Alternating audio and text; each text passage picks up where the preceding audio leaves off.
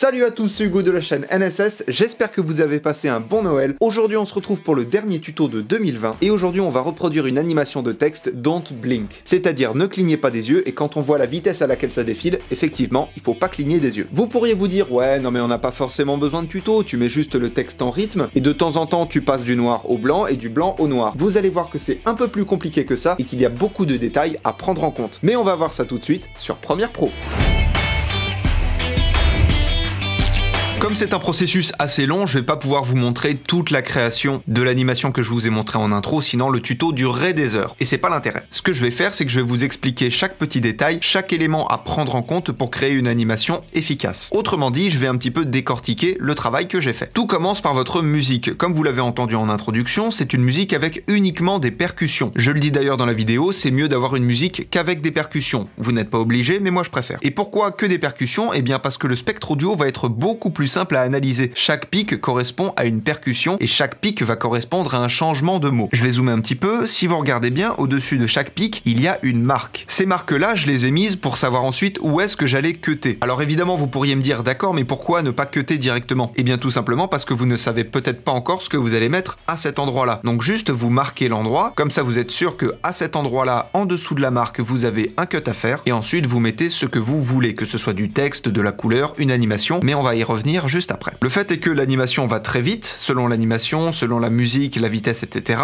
Et comme ça va très vite, l'information à l'écran doit être comprise le plus rapidement possible. Donc le mot d'ordre de cette animation, ça va être la simplicité. La simplicité déjà dans quoi? Dans la couleur. On a ou du noir ou du blanc. Point. La simplicité dans l'esthétisme. Il n'y a rien du tout si ce n'est le texte, et le texte qui est en petit. La simplicité également dans quoi? Dans la police d'écriture. La police d'écriture que j'ai utilisée s'appelle Futura. Ça marche déjà beaucoup moins bien avec ce genre de police, et encore moins avec celle-ci. Elle est plutôt sympa, je suis d'accord, mais elle est trop complexe pour être comprise rapidement. Donc la Futura est assez esthétique, elle est connue pour ça, donc c'est celle que j'ai choisie et je vous la conseille également. Encore une fois, de la simplicité dans la longueur des mots. Si vous regardez, il y a des mots assez longs comme aujourd'hui, mais la plupart du temps, si vous regardez, ça va être des mots relativement courts. L'idée également, c'est que selon la manière dont vous allez couper votre spectre audio, vous allez avoir différentes parties. Si on écoute le segment que j'ai sélectionné, on voit qu'il y a 3 parties. Alors certes, là qui sont représentées par un fond noir, un fond blanc, un fond noir, mais il a fallu que je trouve l'endroit. Donc regardez bien par rapport au spectre audio et au cache couleur, vous allez voir que ça se découpe en 3 parties.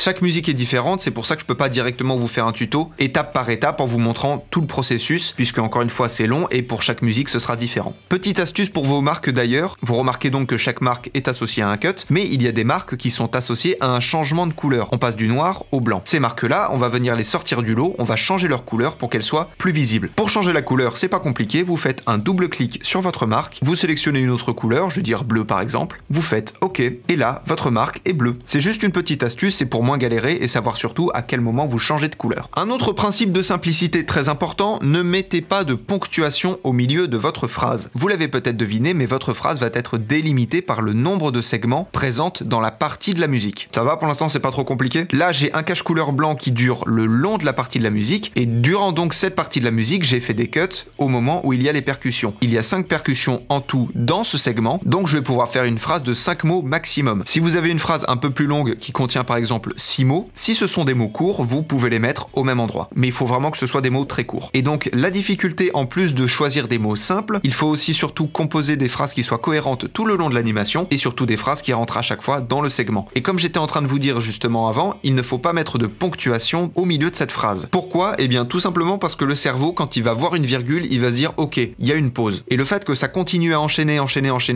le cerveau, il va pas suivre et il va bugger. Donc, ne mettez pas de ponctuation, faites une phrase d'une traite. Mais surtout, ne faites pas une phrase découpée, ne faites pas une phrase en 2 parties. Là, si on prend cette phrase-là, qui est assez longue, ça nous dit quoi? Le but, c'est d'animer le texte en rythme avec la musique. Et on a juste le OK à la fin qui marque une pause. Là, pareil, aujourd'hui, on va animer du texte. Point. Une phrase, une information. Encore une fois, je le répète, c'est très important de prendre ça en compte. La simplicité, c'est vraiment la clé pour faire une bonne animation. Évidemment, vous l'avez compris, tout doit être en rythme avec la musique. C'est même dit dans la phrase, justement, juste ici. Et vous pouvez aussi jouer avec la vitesse. Dans cette partie-là, je vous demande si ça va pas trop vite pour vous. Et juste après, je ralentis le texte, ce qui permet de faire respirer un petit peu le spectateur pour ensuite reprendre. Vous pouvez également rajouter des transitions, mais alors ça devient tout de suite beaucoup plus compliqué puisque ça fait une information en plus à emmagasiner. Donc si vous en utilisez utilisez des transitions la plus simple possible et n'en utilisez pas trop. Et avec des mouvements aussi, c'est compliqué. Donc toujours pareil, simplicité, simplicité, simplicité. Gardez bien ce mot en tête, je vous jure que c'est vraiment le plus important. Pour finir, je pense aussi que pour créer une bonne animation, il faut surtout vous fier à votre créativité. Je ne peux pas tout vous apprendre pour le coup, c'est très subjectif. Là, j'ai fait cette vidéo par rapport à ma chaîne pour présenter le tuto. Voilà, je vous dis salut à tous, c'est Hugo de la chaîne NSS. Aujourd'hui, on va animer du texte. Le but, c'est d'animer le texte en rythme avec la musique, etc., etc. J'ai fait quelque chose de contextuel en rapport avec la vidéo. C'est même pour ça qu'à la fin, je vous dis de mettre un j'aime, de commenter, de partager, etc. Et on passe au tuto. Donc c'est assez compliqué de tout détailler. J'ai décortiqué en bloc l'animation pour vous faire comprendre les grandes lignes et surtout pour vous faire comprendre que c'est pas juste on change du noir au blanc et on met du texte en rythme avec la musique. C'est beaucoup plus complexe que ça. C'est beaucoup plus recherché que ça. On n'aura jamais la même animation. On n'aura pas forcément la même musique. Mais si vous voulez cette musique là, je vous la mets dans la description de la vidéo. Et encore une fois, la simplicité, c'est le plus important. Moi, j'ai mis en noir et blanc. Vous pouvez choisir des couleurs, mais la couleur, ça rajoute de l'information. Si vous choisissez de rajouter de l'information, faites en sorte que ce soit équilibré et que ça reste simple. Alors, je suis bien conscient que l'intro que moi j'ai faite peut paraître un peu rapide, mais vous n'êtes pas obligé d'aller aussi vite que moi. Vous avez plein de musiques comme ça qui existent sur YouTube, des musiques de percussion qui sont un peu plus lentes, avec des pauses, avec des variations, etc. Pour ma part, j'ai choisi cette musique-là parce que je l'aimais bien, mais aussi parce que je voulais quelque chose de rapide pour vous montrer la démarche. Mais bref, en attendant de vous retrouver en 2021 pour une année, je l'espère, un peu moins bordélique, apprenez, utilisez et progressez dans vos montages. La plateforme pour me soutenir, mon compte Instagram et mon TikTok sont dans la description de la vidéo. Passez de bonnes fêtes, je vous fais des bisous et à l'année prochaine.